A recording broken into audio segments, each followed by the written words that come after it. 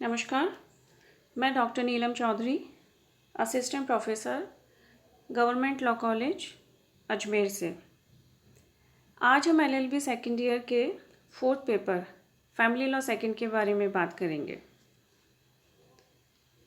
अभी हमारा जो टॉपिक चल रहा है वह है sources of Muslim law, Muslim विधि के स्रोत।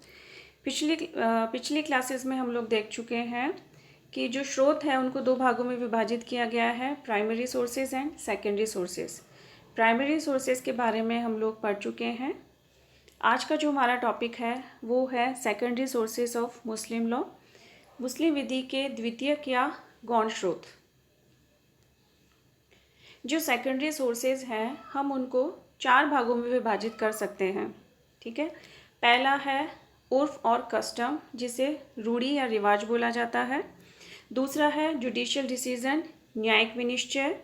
तीसरा है लेजिस्लेशन, विधायन। और चौथा है जस्टिस, इक्विटी और गुड कॉन्शियंस, न्याय, साम्य और सद्विवेक। सबसे पहले बात करते हैं हम लोग कस्टम, उर्फ के बारे में। मुस्लिम विधि में कभी भी जो कस्टम है, रिवाज है, उसे विधि के स्रोत के रूप में कभी भी मान्यता नहीं दी गई है। इसको हमेशा से सप्लीमेंट्री यानी कि अनुपूरक स्रोत के रूप में इसका उल्लेख मिलता है। लेकिन जो अब्दुल रहीम है उनका कहना है कि मुस्लिम विधिक पद्धति का मूल आधार किसी अन्य विधिक पद्धति के समान ही उन लोगों के रिवाजों और आचारों में पाया जाता है जिनमें उनका विकास हुआ। मतलब वो कहीं ना कहीं रूढ़ी के बारे में बात करते हैं। और जो व्यक्ति का जो बिहेवियर होता है, जो वही आगे बढ़ के जब सतत रूप से बहुत सालों तक वही समान व्यवहार और भी लोगों द्वारा फॉलो किया जाता है, तो एक टाइम ऐसा आता है कि वह कस्टम या रूढ़ी के रूप में वह कन्वर्ट हो जाता है। अरब निवासियों की वे रूढ़ियाँ और आचार जो पैगंबर साहब के जीवन काल में सुव्यक्त रूप से निरस्त नहीं किए गए थे, पैगंबर साहब की खामोशी से बनी विधि के द्वारा अनुमोदित माने जाते थे, ठीक है। यह हमने सुन्नत में भी देखा था कि जो सुन्नत थी उसमें जो सुन्नतुल तकरीर थी उसमें भी यही था कि वह सभी बातें जिनके लिए मोहम्मद साहब ने अपनी मौन स्वीकृति दी थी वह सुन्नतुल तकरीर की कैटेगरी में आती थी। यह आमतौर से कहा जाता है कि जो रूढ़ियाँ या उर्फ विधि के स्रोत के रूप में उनका वही स्थान है जो कि इज्मा का होता है, और जो असेंशियल एलिमेंट्स या जो मान्यता के सूत्र इज्मा पे लागू होते हैं वही जो मान्यता के सूत्र हैं कस्टम या उर्फ के लिए भी उन्हीं को माना जाता है। बहुत सारे ऐसे विद्वान हैं जो इज्मा के समान रूढ़ी को समान प्रमाणिकता नहीं देते हैं, परंतु रूढ़ी से अनुमोदित व्यवहार सादृश्य से उत्पन्न विधि के नियम विरुद्ध होते हुए भी विधितया उन्हें प्रवर्त माना जाता है, लेकिन उन्हें कुरान के किसी भी स्पष्ट सूत्र या किसी परंपरा के प्रतिकूल नहीं होना चाहिए। इस तरीके से हम लोग देखते हैं कि जो कुछ एसेंशियल एलिमेंट हैं जो किसी भी कस्टम यानी कि उर्फ के लिए आवश्यक होते हैं, इन्हें हम 5 भागों में विभाजित करते हैं। पहला है general prevalence in the country is necessary, the practice of a limited number of individuals can not be recognised as custom. मतलब हम जिस भी व्यवहार की बात कर रहे हैं, जिस भी प्रैक्टिस की बात हम कर रहे हैं, उसके लिए आवश्यक है कि वह जनरली उस देश में जहाँ पे कि हम रूढ़ी की बात कर रहे हैं समान रूप से सभी लोगों द्वारा उसे अपनाया गया होना चाहिए। अगर किसी लिमिटेड लोगों द्वारा किसी प्रैक्टिस को व्यवहार में लाया जाता है तो हम उसे कस्टम का दर्जा नहीं दे सकते हैं, हम उसे रूढ़ी नहीं बोल सकते हैं। तो हम लोग क्या बोलते हैं कि जनरली उस क्षेत्र में रहने वाले सभी व्यक्तियों द्वारा उसका समान रूप से पालना की जानी चाहिए। इट मस्ट बी टेरिटोरियल, उसे देशीय होना चाहिए। तीसरा है it not be existing from the time of profits companions. यह आवश्यक नहीं है कि जिस भी हम कस्टम की बात कर रहे हैं उसका जो प्रारंभ है वह मोहम्मद साहब के कंपेनियन, मोहम्मद साहब के जो साथी थे उन्हीं के टाइम से उस कस्टम का प्रचलन शुरू हुआ हो। जो इसके लिए जो आवश्यक है वह है कि जो कस्टम है इट शुड बी इमेमोरियल, मतलब वह हमारे याददाश्त से परे होना चाहिए, मीन्स बियॉन्ड ह्यूमन मेमोरी। हम बात करते हैं कि जो चीज़ हमें याद है कि उसका प्रचलन कब से शुरू हुआ है, तो वह कस्टम की कैटेगरी में नहीं आती है। कस्टम के लिए आवश्यक है कि जिस भी प्रचलन का हम बात कर रहे हैं या जिस भी कस्टम की हम लोग बात कर रहे हैं वो इतनी पुरानी होनी चाहिए कि हमें यह ज़रूरी हमें याद ना हो कि उसका प्रचलन कब प्रारंभ हुआ। ज़रूरी नहीं है कि वो मोहम्मद साहब के समय में ही उसका प्रचलन हो, उसके बाद कभी भी उसका प्रचलन शुरू हो सकता है, लेकिन हमें याद नहीं है कि वो कब शुरू हुआ। ठीक है। फोर्थ है it must be ancient and invariable. जिस भी कस्टम की हम बात कर रहे हैं वह बहुत ही पुरानी होनी चाहिए और सतत रूप से एक समान रूप से उसका आज तक वो प्रचलन में होनी चाहिए।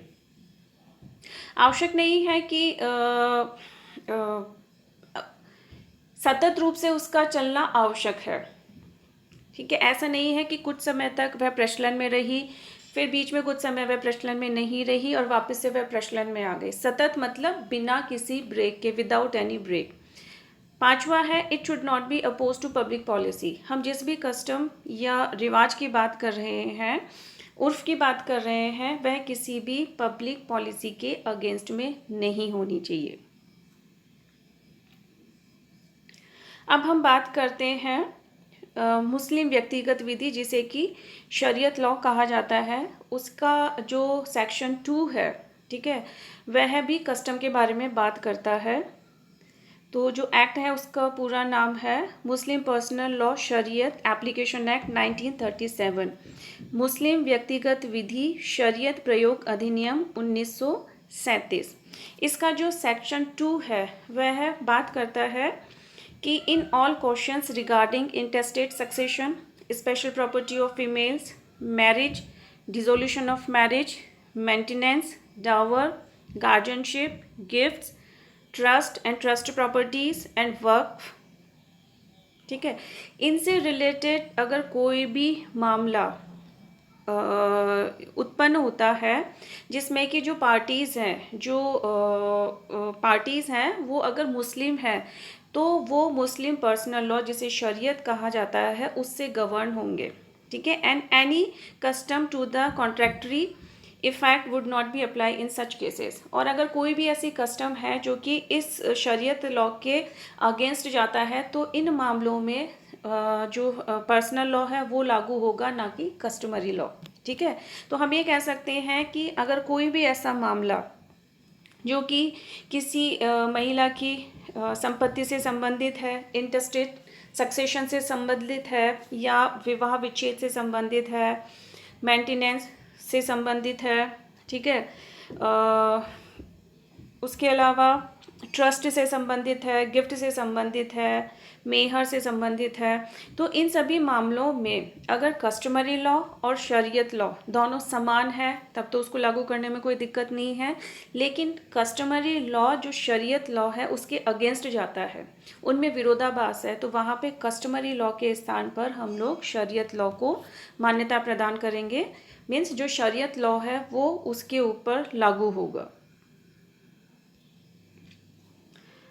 लेकिन कुछ ऐसे मामले होते हैं जहाँ पे आज भी कस्टमरी लॉ मतलब जो रूढ़िगत विधि है उन्हीं को लागू किया जाता है। ठीक है, वो है agriculture land, testamentary succession in certain communities और चैरिटीज़। लेकिन जो चैरिटी है वह वक्फ से अलग होनी चाहिए, क्योंकि हमने देखा कि जो वक्फ के मामले में आपके शरीयत लॉ लागू होता है।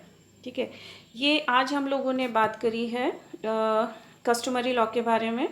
ठीक है, कि किस तरीके से जो कस्टम है वह मुस्लिम विधि के एक स्रोत के रूप में उसको मान्यता दी है।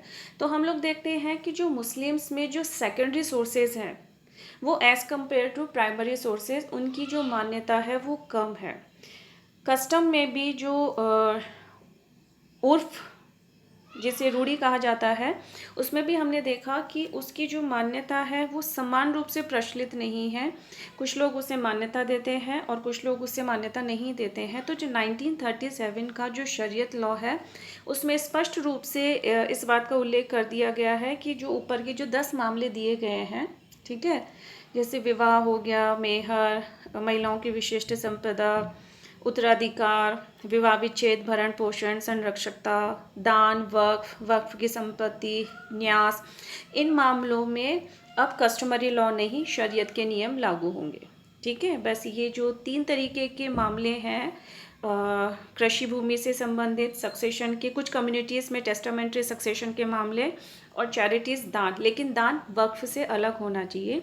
इन मामलों में हम कस्टमरी लॉ को लागू करते हैं। ठीक है, आज का हमारा टॉपिक यहीं पे समाप्त होता है। नेक्स्ट क्लास में हम लोग जो रिमेनिंग सेकेंडरी सोर्सेज हैं उसके बारे में बात करेंगे। अब वो हमारा सोर्सेज के ऊपर लास्ट लेक्चर होगा। Thank you so much.